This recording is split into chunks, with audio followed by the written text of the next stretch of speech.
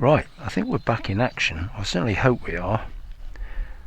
I'm getting better at changing the batteries, but I don't know if it's really a design flaw, it's just the nature of the beast. These action cameras are so diddy, tiny little things, that there's not a lot of space for anything. So to change the battery, you can't have it on the mount. You have to unscrew it from the mount to open the hatch to get the new battery in.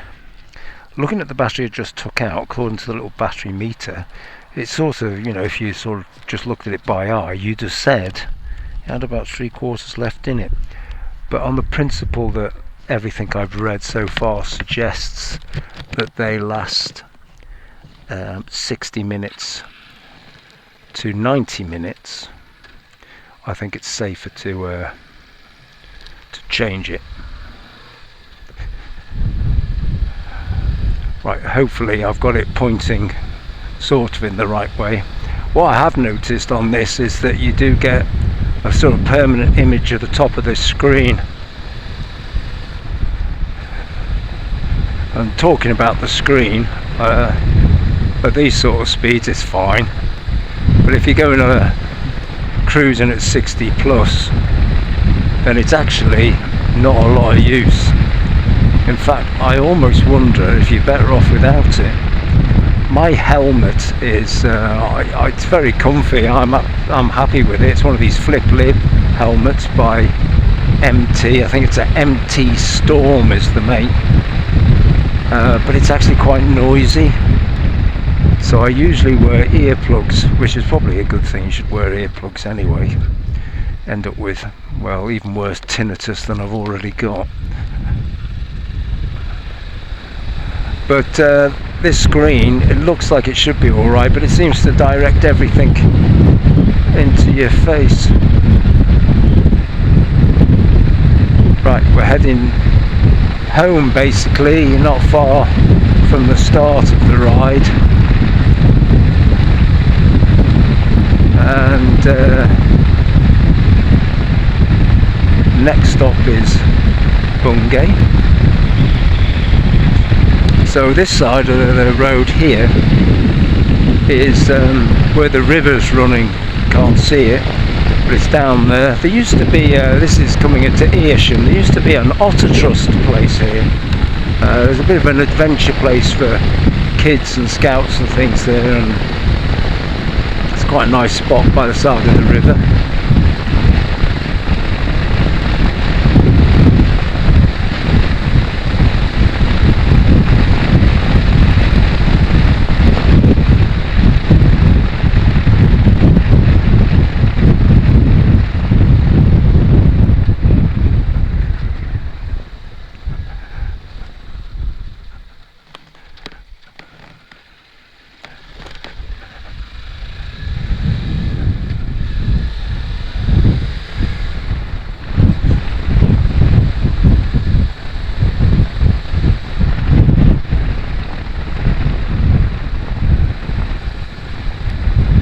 Right, this is the Earsham, and this had a station. In fact, there's this pub here.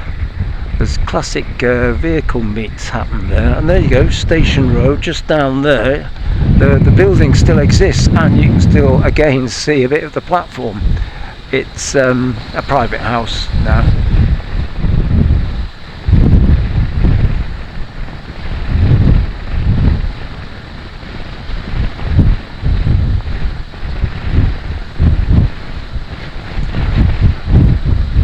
See, I'm in 5th gear here, which gives you a bit more response when you're only doing 30, or as we know, we're doing 29 at the moment due to the optimism of the speedo. Nice old house there with fantastic Dutch gable ends. But it does mean it responds quite quickly just from 5th, you know, you don't need to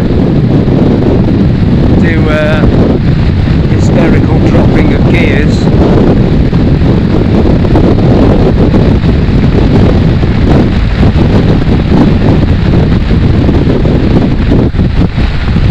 Right, we're coming into Bungay, and we're just crossing the rivers. The Waveney splits into a few little bits and pieces here. We've just gone over part of it.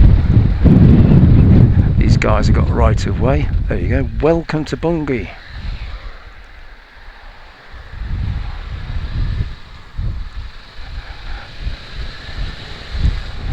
It's a nice little town, Bungay. It's had its ups and downs. I think it's suffered a lot with the lockdown. Beccles was very lucky. It didn't seem to suffer, but Bungay did, and both Beccles and Bungay we think have suffered more with the general sort of financial dire situation that the country finds itself in.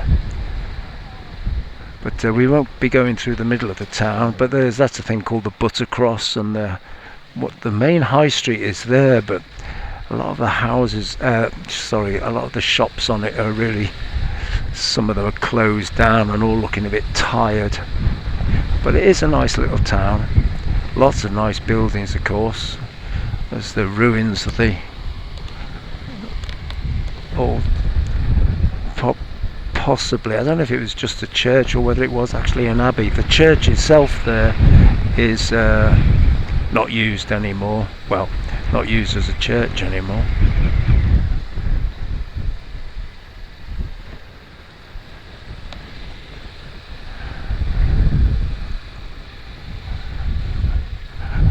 Right, we know where we are now, don't we? Because this route joins the other route that I did.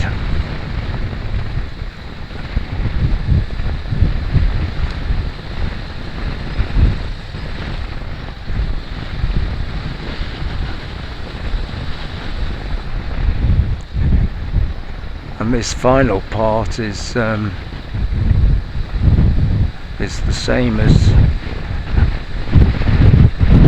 we'll soon join where the little short ride I did on the Matchless this morning meets this one.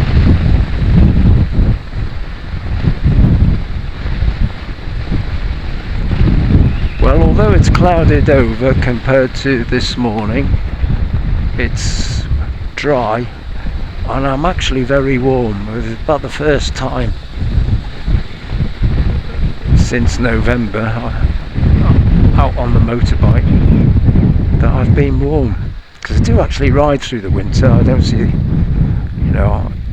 obviously avoiding ice and snow and frost, that's crazy, but providing it's not bucketing down, it's nice to get out.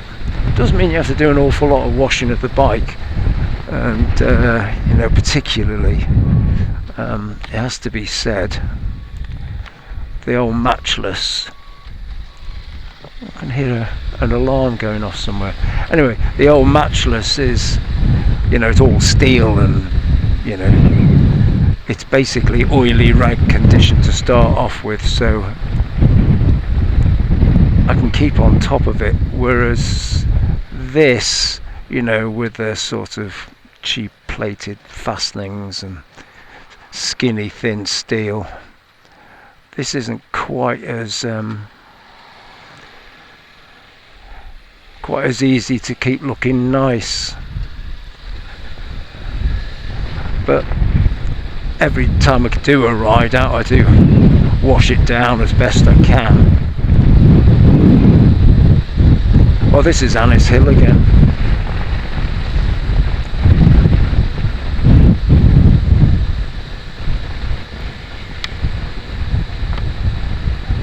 Which after, what would we be here? About 26-27 miles here, which for most proper cyclists is nothing at all. But for, in the last couple of years, I've started to find, after 26 miles, getting up Annis Hill without worrying if I was going to have a heart attack. Just keep out of the mud a bit.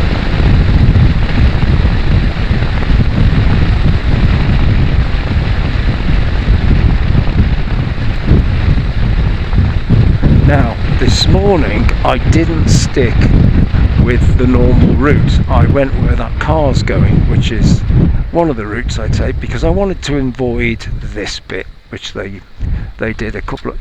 Oh, that's annoying. I'll stop there. Oh, it's the sweeper man. Now, has he been? It doesn't look like he's been. Perhaps he's about to turn around and have a go, or maybe he's just off for his lunch. Or perhaps he has been, because I did this a couple of days ago and it was about 2-inch thick loose gravel and it was horrible. And it probably is still horrible, so we will be taking it ridiculously easy. Yes, it's all a bit slidey. I think he might have partly done this. There's Mettingham Castle again. Mettingham Castle was John de Norwich, his hangout. He's the guy who, when would this be? 1300 and something, I think. He had to write to the king and ask permission to crenellate. In other words, put those turrety, zigzaggy bits on the top of the walls of his castle. And in those days, you couldn't just do it. Well, a bit like now, really. You can't just do things if you're in a listed building. You have to go to the council for planning permission. Well, then it was the king, because if you wanted to do that, it might suggest you had warlike intentions, mightn't it? You know, why do you want somewhere for your bowmen to hide behind? But by that period of time, these weren't really fortifications, they were more just a nice gaff. And thank you very much. And it was a fashion to have something that, you know, a bit of status symbol, I suppose. Look, my castle walls have crenellated because the king says I can do it. Horrible.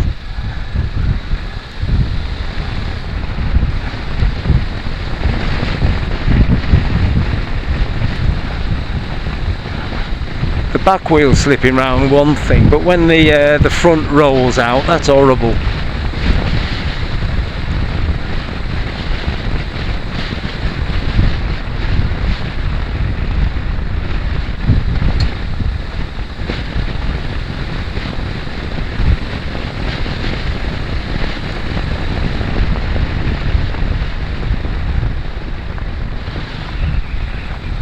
Anyway, 6 months' time, this will all be nicely ground into the tarmac. And if it's had a bit of blazing June and July sun on it, fingers crossed. Another very bright yellow field there. Right, stop looking at the fields mark and just look at this pile of gravel on the bend. Try and pick the bit that's worn a bit, that's not too bad. Yeah, I can see why I did the other route this morning, because this is horrible. Whee!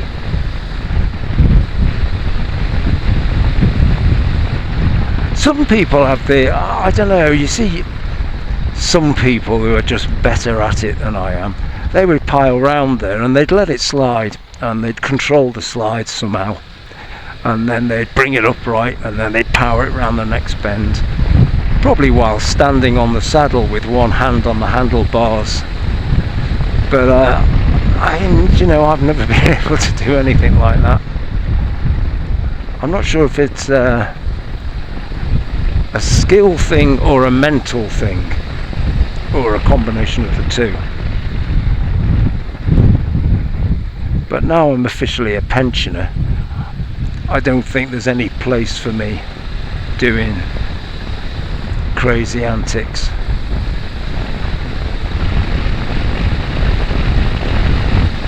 People keep telling me that motorcycling's dangerous, so I'll take their word for it.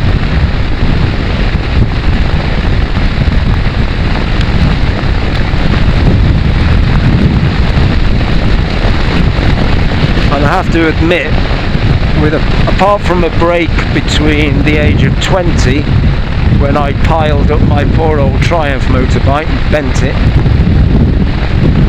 on a dark January night on my way to work up in Manchester on black ice,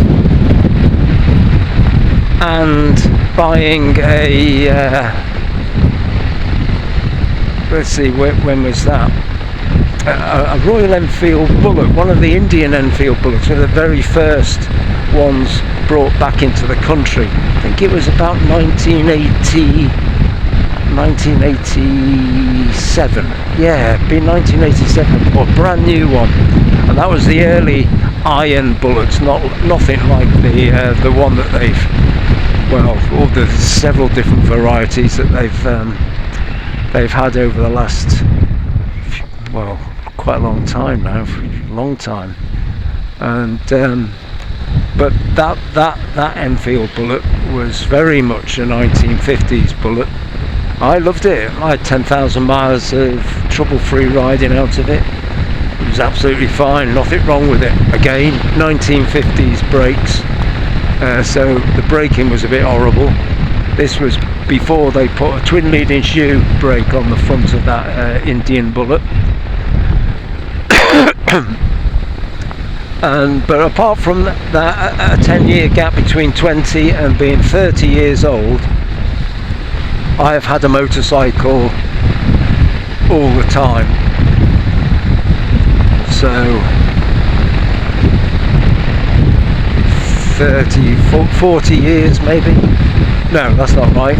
Oh, it's simple maths actually. I'm 66, got one and was 17, so 39 years.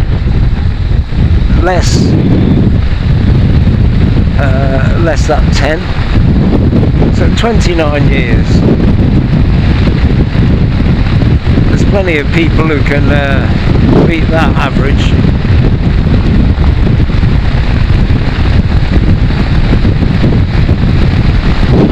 But in those 29 years, I've been lucky not to have any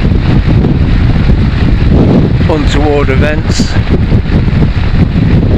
I've had plenty of people frighten me, and certainly when I had the Triumph Speed Triple, I frightened myself. And when you start frightening yourself, I think it's time to have a word with yourself, really.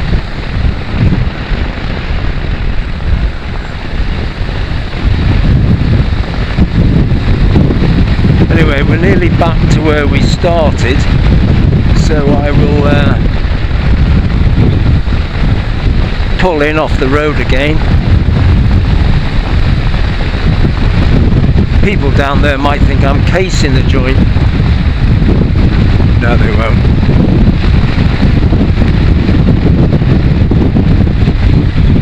I'll pull in there, I'll see what the mileage is, check it against my bicycle mileage, and ride at 30 miles an hour through this village.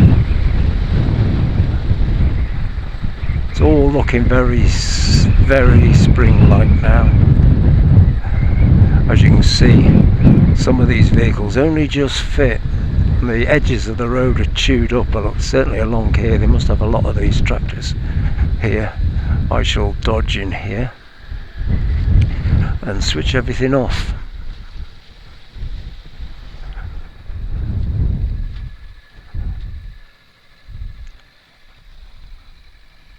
Right, 31.2 that says. I think my bicycle generally says 32, so I'm happy with that. Let's see, what's it saying for petrol? Well, you're not going to get much closer to 100 miles to the gallon than that, are you? But obviously I was going really slow. I doubt I went above 50, maybe 55 at one point. But if you fill the tank up on this, you could do 400 miles, I think, before you have to refill. That's a smashing little machine. So that's the end of that video, which I hope has come out. and it's not been too tiresome and boring to watch. And so it just remains for me to switch off that temporarily before I pop off home, and turn off the video.